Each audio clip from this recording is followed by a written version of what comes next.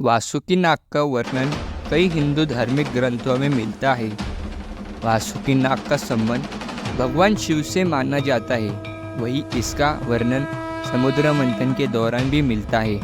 पौराणिक मान्यताओं के अनुसार नागराज वासुकी सबसे शक्तिशाली नागों में से एक माने जाते हैं।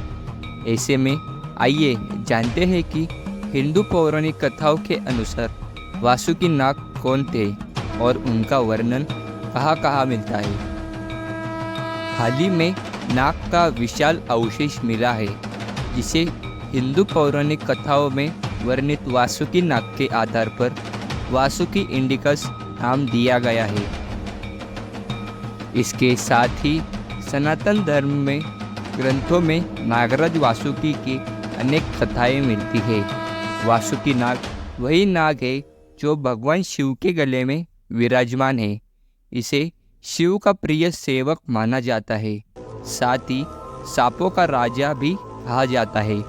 अमृत को लेकर देवताओं और दानवों के बीच हुए समुद्र मंथन के दौरान रस्सी की जगह वासुकी नाग को ही मेरू पर्वत पर बांधकर समुद्र मंथन किया था। कई मान्यताओं के अनुसार वासुकी को शेषनाग का भी भाई माना जाता है।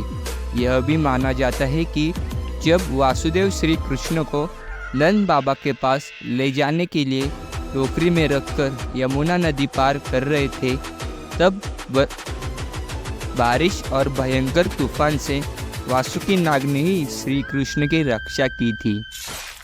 अब हम देखते हैं कि वासुकी नाग की कुछ ऐसी 10 विशेष बातें जो किसी को मालूम नहीं है। भगवान शिव के गले में जो सांप लिपटे हैं उनका नाम वासुकी है। वासुकी नाग के पिता ऋषि कश्यप और माता कद्रु थी। वासुकी नाग के बड़े भाई का नाम शेषनाग और अन्य भाई का नाम तक्षक, पिंगला और कर्कटक आदि था। तक्षक नाम नाग का परिचय हमें महाभारत में भी मिलता है, जिसमें तक्षक और अर्जुन का युद्ध भी होता है। शेषनाग विष्णु के सेवक तो वासुकी शिव के सेवक बने। वासुकी भगवान शिव के परम भक्त थे। वासुकी की भक्ति से प्रसन्न होकर भगवान शिव ने उन्हें अपने गणों में शामिल कर लिया था। मान्यता है कि वासुकी का कौशल पर्वत के पास ही राज्य था। यह भी कहा जाता है कि वासुकी को नागलोक का राजा माना गया है। भगवान शिव के साथ ही वासुकी नाग की पूजा होती है, इसलिए नाग पंचमी पर शेषनाग के बाद वासुकी नाग की पूजा करना भी जरूरी है। समुद्र मंथन के दौरान वासुकी नाग को ही रस्सी से बांधा गया था और मेरू पर्वत पे चारों ओर लपेटकर मंथन किया गया था, जिसके चलते उनका संपूर्ण शरीर लहूलुहान हो गया था। माना जाता है कि वासुकी के कारण ही नाग जाति के लोगों ने ही सर्वप्रथम शिवलिंग की पूजा का प्रचलन शुरू किया था। वासुकी ने ही कुंती पुत्र भीम को 10,000 हाथियों के बल प्राप्ति का वरदान दिया था।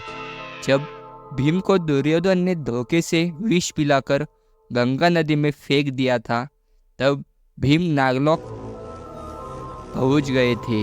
वहां पर भीम के नाना जी ने वासुकी को बताया कि यह कौन है। तब वासुकी नाग ने भीम का विष उतारा और उसे 10,000 हाथियों का बल प्रदान किया। वासुकी के सिर पर ही नागमणि होता थी। जब भगवान श्री कृष्ण को कंस के जेल से छुपाकर वसुदेव उन्हें गोकुल ले जा रहे थे, तब रास्ते में जोरदार बारिश हो रही थी। ऐसी बारिश और यमुना के तूफान से वासुकी नाग ने ही श्री कृष्ण की रक्षा की थी। हालांकि कुछ लोग मानते हैं कि शेषनाग ने ऐसा किया था। आपको क्या लगता है, ये आप कमेंट सेक्शन में जरूर बताएं। इतना ही नहीं, वासुकी नाग का संबंध भगवान विष्णु के मत्स्य अवतार से भी जुड़ा है।